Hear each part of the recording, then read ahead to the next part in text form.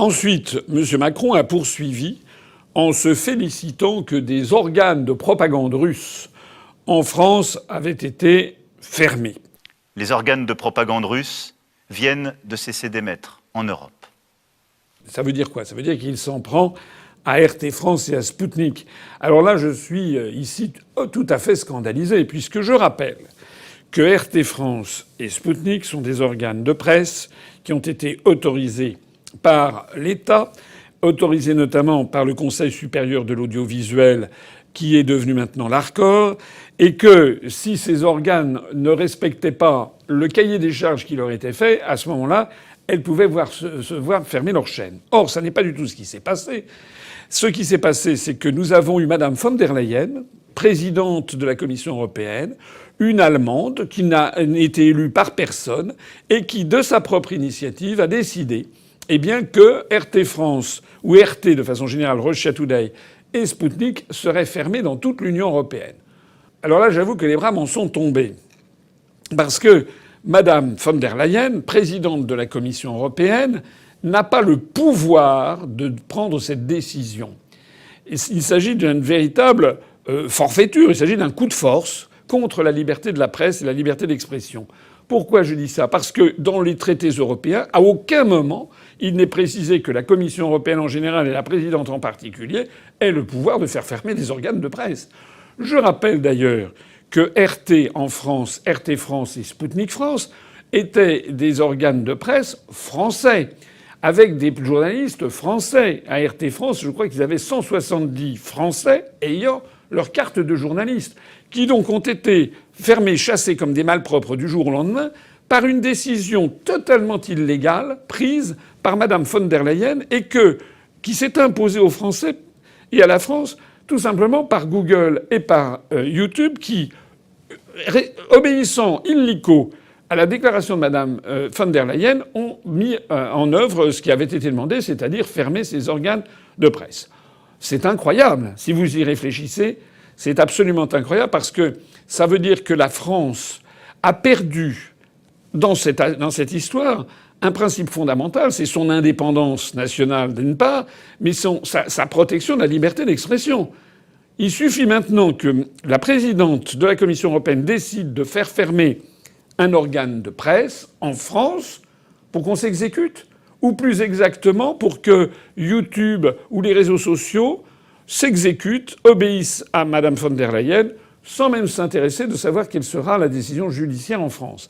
Alors, pour essayer de camoufler tout ça, on a eu une décision a posteriori qui a demandé effectivement la fermeture. Mais tout ça est absolument scandaleux. C'est encore plus scandaleux d'ailleurs que quiconque allait regarder RT France et Sputnik, ma foi, je suis désolé, ça n'était pas des organes de grande propagande. C'était des organes de propagande en ce sens que c'était d'un point de vue russe, mais réellement, il y avait quand même très peu de choses à redire. Enfin, je ne sais pas qu'est-ce qu'il y avait à redire. C'était des faits qui étaient présentés.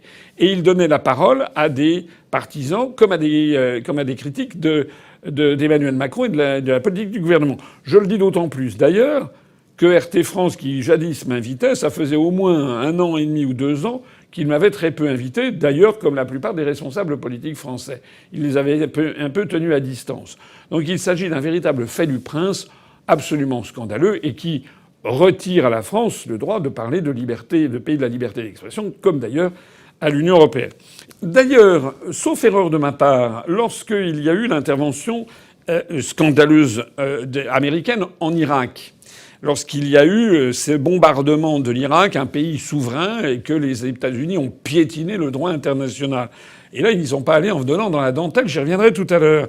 Mais sauf erreur de ma part, on n'a pas interdit en France CNN. On n'a pas non plus interdit Al Jazeera. On n'a pas interdit donc CNN lorsqu'il s'est agi des exactions commises en Libye, en Syrie, en Afghanistan.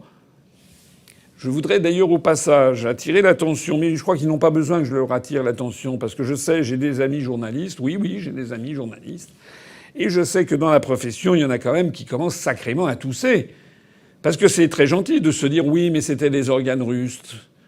Mais peut-être qu'un jour, ça sera l'organe dans lequel travaillent les journalistes français qui aura eu le malheur de ne pas plaire à tel ou tel oligarque français, ou le malheur de déplaire à la présidente de la Commission européenne de nationalité allemande ou de nationalité je sais pas quoi, et qui d'un seul coup perdront leur emploi sans autre forme de procès. Honnêtement, c'est d'une gravité exceptionnelle.